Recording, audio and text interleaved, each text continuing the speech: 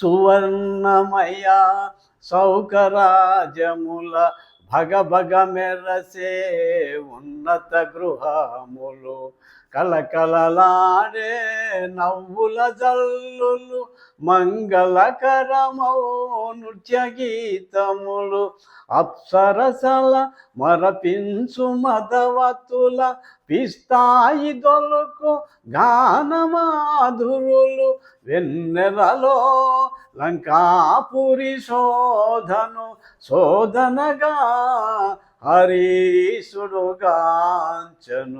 శ్రీ హనుమాను గురుదేవులు నాయద పలికిన సీతారామ కథ, నే పలికద సీతారామ కథ.